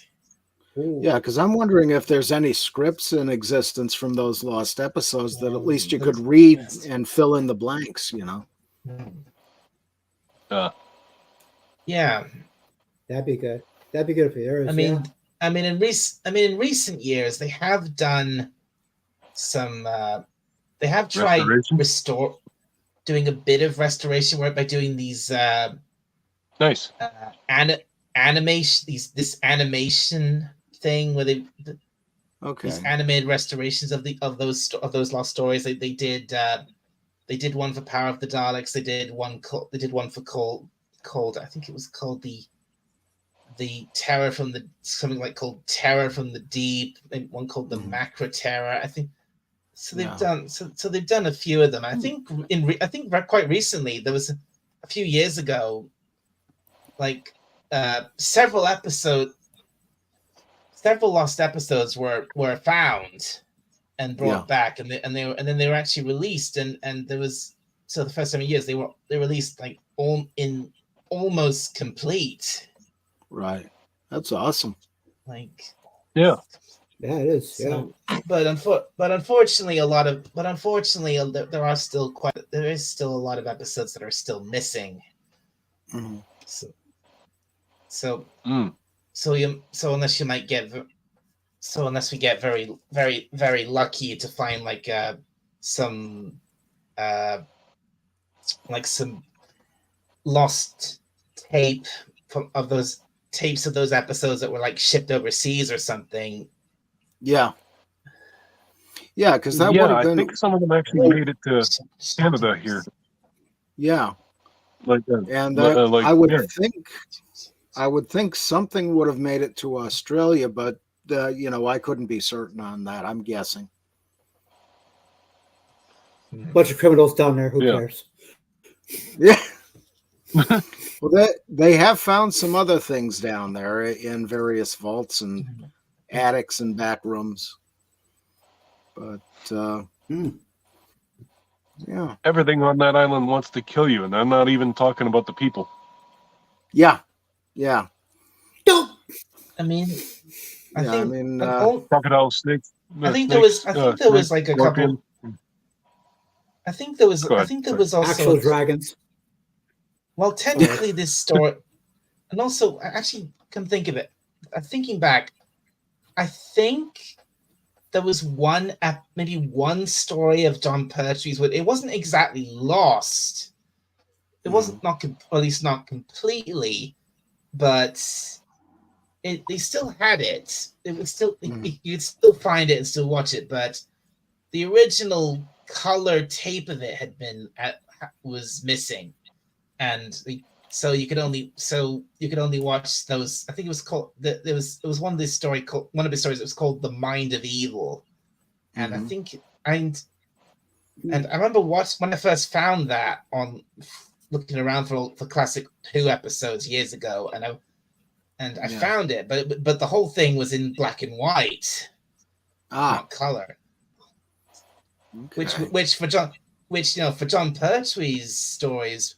They were the first. That was very unusual because his episodes were the first ones done in color. Yeah. Well, the neat thing about something like John Pertwee being in a black and white is you can actually do a kind of comparison with the others that were in black and white, and just if you wanted to know what would John Pertwee look like in their era, gives you that comparison. Yeah. I've actually, speaking on that note, I think I've heard recent rumor. Apparently there's rumors going around that they're planning to actually colorize some of the some of the original black and white episodes. No. I was like, yeah, I agree. No, that just won't work. I don't know. The color on a black and white film or a TV show doesn't work. I mean, No. I remember one of the first movies they colorized was The Maltese Falcon, and it looked horrible. And it was really distracting from the beauty of the black and white photography and the story itself. Yeah. Right. Yeah. Because right. Because you get some of these black and white shows or black and white movies. They're so, the reason they're so, part of why they're so good is because they're in black and white. It gives it it gives it a more atmospheric and more gravitas. It gives it a more gives it the way ambience. The way you use light in black and white is completely different from what you use in color. Yes. In color, you're trying to highlight the colors. In black and white, you're highlighting contrast. Mm-hmm. I used to black and white photography. I understand. Yeah, exactly. I think it tells it better. Yeah. That's why I like a lot of the British films. Excuse me. The Hammer horror had such rich color to it because they just did it that well with the lighting and with the backgrounds and the set dressing and everything. The older quota quickies, some of those were really awesome films. And there were some films like First of the Few, which became Spitfire with David Niven. That was awesome. There was A Matter of Life and Death with David Niven, and that there was most of the film was Technicolor, and the rest of it was in the trial scene in heaven was in black and white. And that was, really a brilliant way of doing that movie. It's just amazing what they were able to do over there. And of course, the James Bond films, love those. Pinewood Studios was awesome. Elstree put out a lot of great things. That's something I probably got this wrong. I don't know if I've got this right or not, but didn't America get into making films and shows in color a lot earlier than Britain did? Well, we had there were three ways of doing color originally. One was hand coloring the negative or the positive that had come off. Right. That was the original. And then you had the two-strip Technicolor. There was another process in there. I can't remember the name of it, but it was very complicated. Yeah, that was far more so than the Technicolor. The Wizard of Oz, in the 30s. Yeah, that was the three-strip Technicolor. I've heard the term Technicolor before. Yeah, and three-strip, you were actually using three different lenses into one camera or three different cameras. I forget which, but they all printed on a different color of film, and then you combine the three colors, and it comes out with the real color. And very strange way of doing it. That sounds strange. Yeah, it sounds strange, but it sounds really clever at the same time. Yeah, and at the university when we made the ID cards, we had a three-strip printing process for the identification card photos, and that was a very old system we had at the time. That got replaced shortly after I got there. But it was really neat to look at these little plastic pieces coming across, because you had a yellow one, the blue one, and the red one. And they all three had to print one after the other onto the plastic card. And it came up with a normal color picture. But, that was basically the same way Technicolor worked. And then, of course, you got into real chemical dye transfers from Agfa and from Kodak. Yeah, those three simple colors would combine for a full range of colors. Yeah. Mm-hmm. On the CRT, the cathode ray tube. Yep. I see. Very interesting. Cool. Yeah. Because I remember when my color turned blue in my TV when I was a little kid. I went to my mother and told her about it. I said, "Mom, Kermit's not green anymore." Yeah. Well, I think it was RCA experimented with this thing in the 50s. There was a screen you could put over your television set, and it would supposedly make it black and white to color. And I don't know how it worked, but it was some manner of refraction. But you'll even see that in an episode of Happy Days. They tried that out, or it was mentioned anyway. But all kinds of weird stuff they did, and then finally you ended up with real videotape and transfers that way. Right. Yeah. And of course, now everything is digital and laser printing. If I remember correctly, too, they always said too, like on television, whenever they would always say on TV, filmed in color. Yeah, in living color. Yeah, that's right. Living color. That's right. Yeah, I've seen filmed in. Yeah, I've seen that. Like, it says filmed in something color. Yeah. Yeah. Well, that was the whole thing behind NBC being called the Peacock Network. Was you had that Peacock show up just before the show came on with the colors. It's like has anyone here seen Thunderbirds? Believe it or not, yes. Oh God! Oh God! I try to forget it. What? You try to forget it? I thought it was okay. Wait, I liked it. Haven't seen it. Wait a minute. Which Thunderbirds? Which I'm talking about Thunderbirds. No, the rescue squad. I think he might be thinking about Thunderbirds 2086, the cartoon. No, Dan. I know you don't mean it. Not that. So. I'm not talking about that. I'm talking about the original Thunderbirds. With the marionettes? Oh, wait. With the marionettes, yeah. That was the one just before Captain Scarlet. It was, yeah. I loved Captain Scarlet growing up. Oh yeah, Captain Scarlet was great. Yeah. Pretty good, yeah. Have you never? I have this memory. No, I've only ever heard of it in reference to what they did in Team America. Oh my God, you're getting only what they did in reference to, No, Dad, I'm not talking about that. I'm not talking about that trash. I'm talking about. Oh my God. Oh, okay, God. I have a memory of a TV show. If that's your Sorry, only. Gonna fly. What's that, Dan? It was British in origin, a TV show for kids in the late 60s. Yes.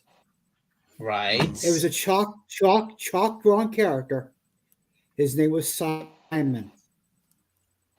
Chalk drawn. The theme song to the show went, and my name is Simon, because the things I draw come true.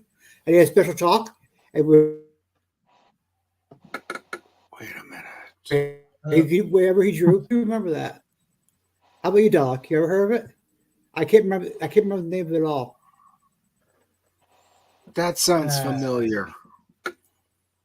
God. I don't remember that.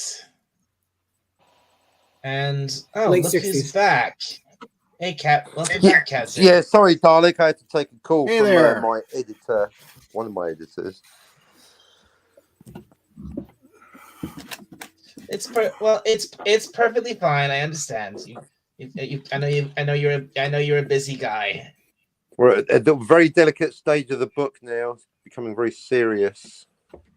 Oh, Cool. really? Very Yep. good.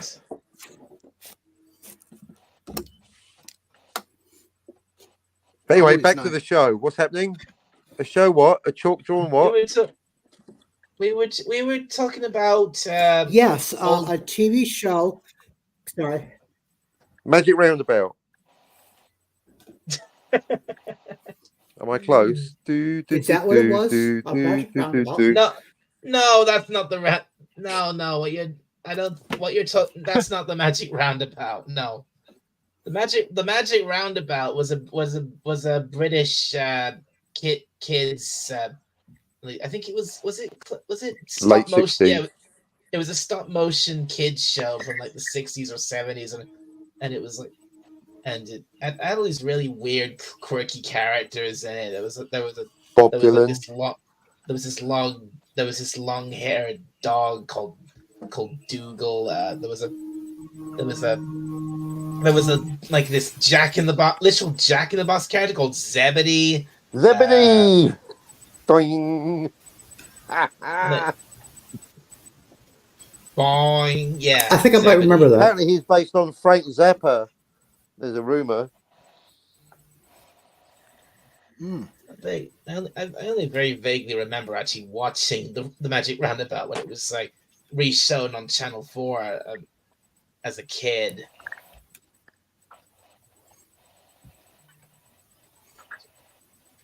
Yeah, yeah, I remember that, and I also remember another. Wasn't there? There was this bright pink cow character who had like always had like a little flower in her mouth or something. Can't remember. You always chewing a flower. Florence. That was Florence. And Florence was the girl.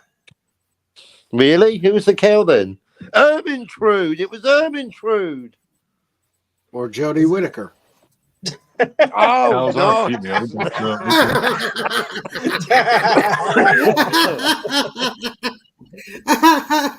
Yeah, I went there. I love it. I think I prefer It's horrible. I love it. Oh, that's so horrible. I love it. I'm a stinker.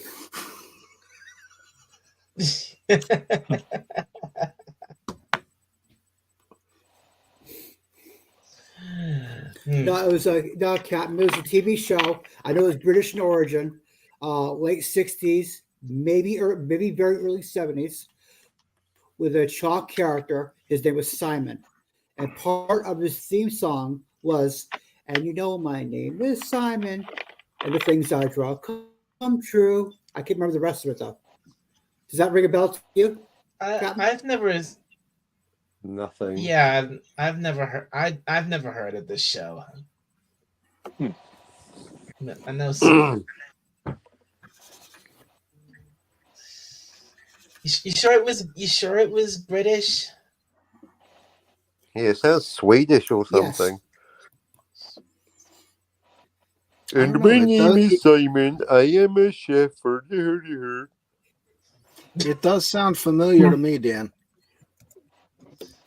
Anyway, the reason I originally asked about Thunderbirds is because I was giving an example of what it always said at the beginning in the opening credits of it, where it would say, it would say like filmed in Vidicolor and and what was called Super Marionation.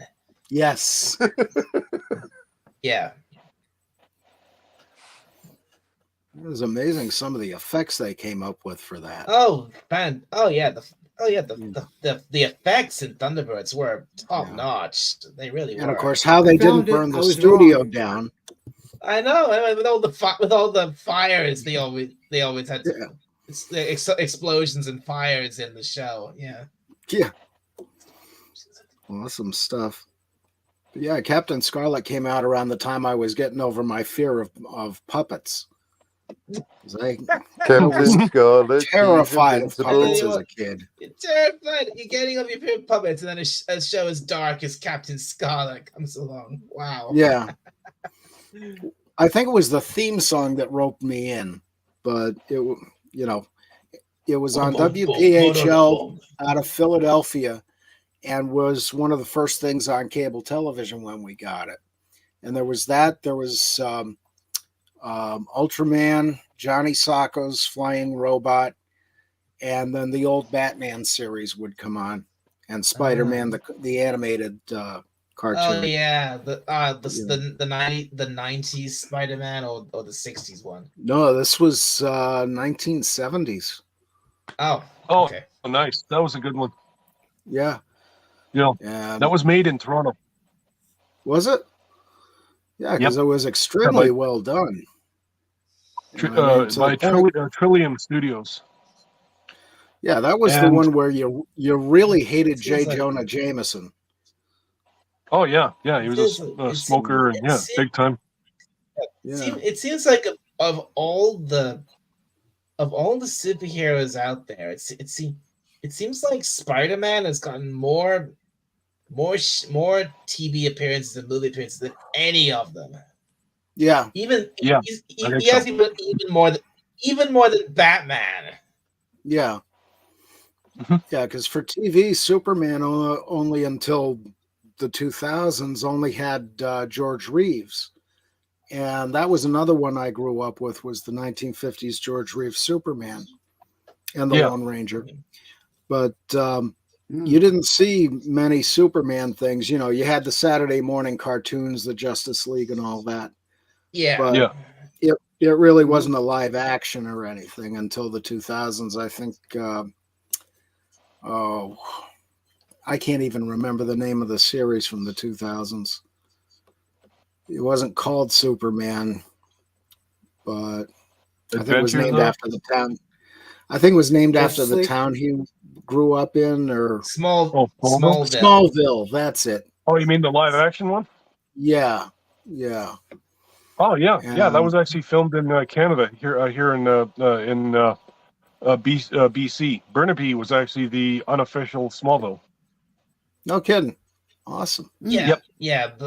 Yeah, Superman's hometown was called Smallville. The show was called Smallville. That's it. And I remember my good boss at the university was a real big fan of that one. But there was a lot of some decent stuff in the 2000s. Yeah, I liked it. It ran a few seasons too long. Like, probably should have shut down at 7 or maybe 8. But Yeah. Yeah, I mean, really, that show. What it was? It was supposed to be. It wasn't. It was a prequel series, or it was supposed to be Superman's early years, because before he actually became Superman. Yeah. The man was, behind Superman. Yeah. Hey, Dalek. Yeah. Check Twitter. Uh-oh. Twitter. Check Twitter. Twitter. A weird thing to say. He's in the middle of a broadcast. I'm on Twitter right now. I'm just about to post status quo. Sorry, X.com. No, it's Twitter. You're right the first time. Twitter. What is this? Oh yes, I went there. If you want, share screen it. Share screen that thing. I went there, Dalek. Okay, I gotta show this. I gotta show you this. I went there, Dalek. I went there. I gotta show you this. Hang on. I saw that one this morning. I saw that one this morning. Oh yeah, I went there. Hang on. Yep. I went there.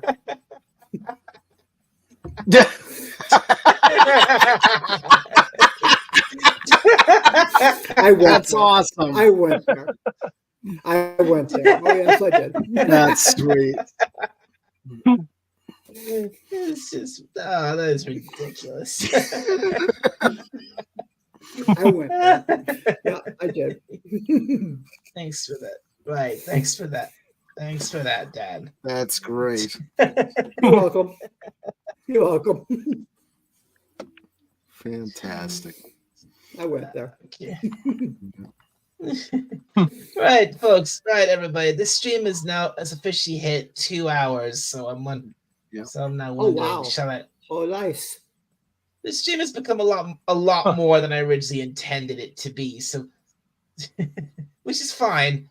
I'm just wondering, how much longer shall I keep going? It's time for show notes. Oh, sorry, wrong show. Wrong show. And I'm not as cute as the hedgehog. See you soon. Yeah, I'm wrong show too. Yeah, wrong show. I just wanted to say before we were, yeah. I just wanted to say about Spider-Man 1967. There was one thing I always liked about that show that no other show has ever captured since, and that is that his voice, because whenever he was Spider-Man, his voice sounded normal, but whenever he was Peter Parker, and he specifically, I guess Paul Soule, the voice of Peter Parker, Spider-Man, he specifically did that when he talked to Peter. He made his voice a little bit higher. Hi, Mr. Jameson. Like he would make his voice just a little bit higher, and then like when he pulled the mask down, it would you would obviously it made sense. So, it would muffle his voice, so his voice would sound a little bit higher. Or sound a little more manly. Right.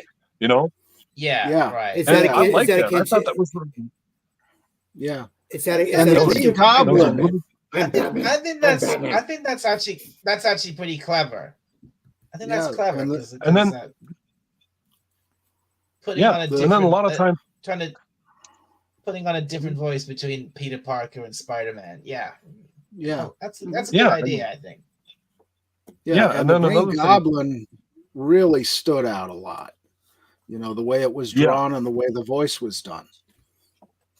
Yeah. And that was before they revealed who he was. Or the show was made before they revealed who the Goblin was. So yeah, he was still just generic Spider-Man villain. Yeah. Pure evil and pure green. Yeah. Right. And one other neat thing I thought was was that whenever he was thinking something, his voice would lower. Well, go down to a whisper. As kind of like, "I'll show you something."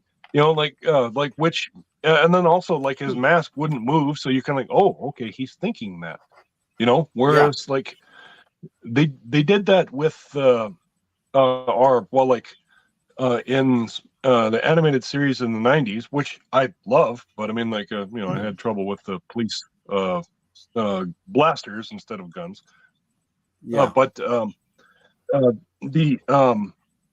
They did that too, where he was thinking, if he was thinking something, and like you would get the idea, okay, his mask isn't moving, he's thinking that, but his voice wouldn't change. It would just simply be like the same thing as if you're. So you're kind of like, well, is he talking or is he like saying that?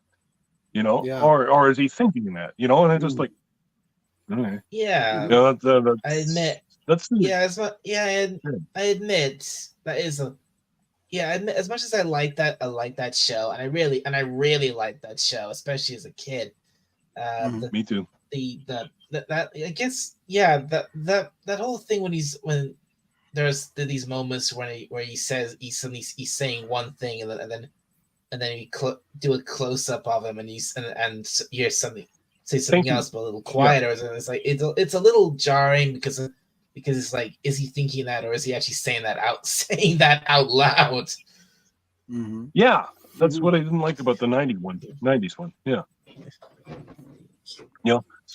It shows you how much thought they put in the shows back in the 50s, 60s, and 70s. They paid attention to detail and used devices that actually worked. Yeah. Yeah.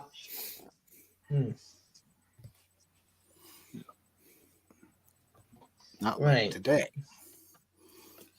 Right. Yeah. Uh, Well, I'm not sure where you're going to go with that, Dalek, but as in, like, if you're going to shut down, yeah. If- Well, I'm not. Yeah, I'm not. Again, like I'm not. It's I'm creeping not up on at this 11. point. At this point, I'm not creeping up on it. It's gone 11 here. It's Oh God. It's Okay. 11 Yeah. 6. Sorry. It's 11 Okay, yeah. 16 here. Yeah. So I'm just wondering, should I keep going another like 25 minutes or so, which get up to 2.5 hours, or should I stop here? Well, I'm gonna have to get running myself shortly. 24:30. Yeah. Well, maybe maybe I should actually call it a day, call it the night here, because it's getting late here, and this stream is definitely become it's been a good stream, but it's definitely become a bit more than it was originally planned to, because it was supposed to be Okay. Now you know how Fett feels. It started out as 5 minutes and went to 10.5 hours. God love him. If it was just the review of the episode, of the actual mini episode, this stream would probably have been like 25 minutes or so. Yeah. But now it's been over 2 hours. It might have been like 35. It might have been 35 by the time you finished the end of reviewing it. Yeah. Yeah. It's like 35 when you finish the end of review. Well, something like that. Still, it's good to be here with all of you. It's been a while. It's been a while since we've actually properly spoken, Dan. So it's glad been to have a you here again. long time. Well, you know the rest. Yeah. Yeah, in the last few times, Dalek, I've seen you stream, I'm just like, damn it, man, I'm on the road. So I'm just like, man. Oh dear. Well, the last time Dalek streamed, last few times Dalek streamed was 10 minutes before I logged in. He logged out. Wow. Just missed him again. There you go. Yeah, you pop in, you're just like, No, really, it was Dalek. It was like 10, 15 minutes. Yep. Yeah. I wonder. Well, judging by the feet that I hear on the upstairs, I'm gonna have to go up and let the dogs out. And I should probably move on anyways. It was fun joining you, Dalek. So now we know the answer. We know the answer to the ultimate question: who let the dogs out? Who let the dogs out?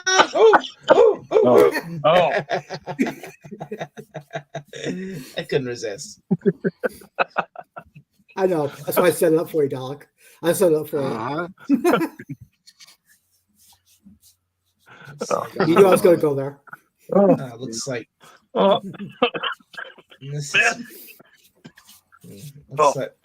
like unless it's moved over to the.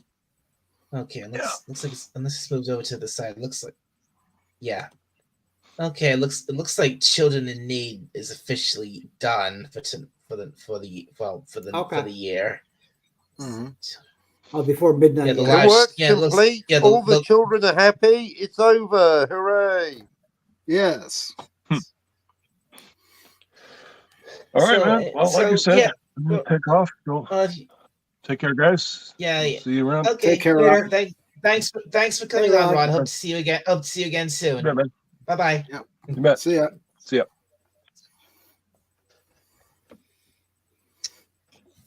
All right.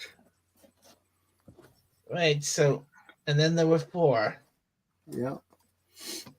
But, I'm going to take off myself, Dalek. I've got a few things I got to take care of tonight. All right, then. I'll see. Good to be with you all. I wish you all the very best. Have a great weekend. And see you tomorrow on King Dolphin TV. Absolutely. I'll see you tomorrow night. Great talking to you, John. See ya. Yep. Have fun, guys. Bye. Cheers. Bye-bye. Right, guys, everybody in the chat, on YouTube or Twitch, whichever. I think it is time. I think it is time to wrap things up here. So I'm just gonna do a quick rundown of who is here. You're dressing. It's a wrap. Sorry. Yeah, we had the first in, the first out was Killer Rabbit from Space. Thank you for being here. You, of course, Dan, who you on the panel, came on the panel. Thank you very much, John Reddle, who just left. Thank you very much. Snorta, and of course Snorta Poopas Cuber. Yeah, he was here earlier. The best and busiest bear on YouTube. He is awesome. Thank you for being here, Snortapoopas, and I hope to see you tomorrow over on King Dolphin TV for Just Cause. And I think not Brian was here earlier briefly, and I don't know what happened to him. He seemed to just disappear. And of course because how can I forget the amazing and talented and great and the what's he gonna say, the thinking man's Robert Meyer Burnett, Captain Finity. Thank you for coming on tonight, and welcome back to the channel. Thank you. Glad to be back. So right, I think that's everybody, and thank you all for coming in tonight. Thank you for watching. Thank you for everybody who came on the panel. And if you want to hear my thoughts on the new Doctor Who mini episode, I don't know if it had I don't think it had a name or anything, because no, it was just a short for children in need. So I don't think they gave it a name. Wait, hang on, give me a second. I just need to check something. Where is it? Oh, I did put in the private a link to it doesn't YouTube play. A link to the YouTube of the Chalkland drawing. Yeah. Oh, great. So, right. So save it if you want and watch it. Is that what you? Okay, dog. Okay. So right. Well, anyway, So the special. This little short. It doesn't have. I don't think it has a name. It's just the Doctor Who Children in Need special for this year. So I think, and I'm sure, and it's on the BBC iPlayer, and so anyone in the UK, you can go and watch it there if you want to, and I'm sure it'll be on YouTube at some pretty soon, so anyone outside the UK can go watch it there as well. So, but if you want to hear my thoughts on it, rewind this live stream to pretty much the beginning, and you'll get the rundown, my thoughts and rundown on it. A bit, like I said, a bit of a review, a bit of a rant, because yeah. So anyway, I think that's pretty much everything. So I will wish you all a very good evening, good night, morning, afternoon, evening, and from the surface of Skara, this is Dalek 451 signing off. I will see you all next time. And next time, have a good night, and bye for now, everybody. Good night.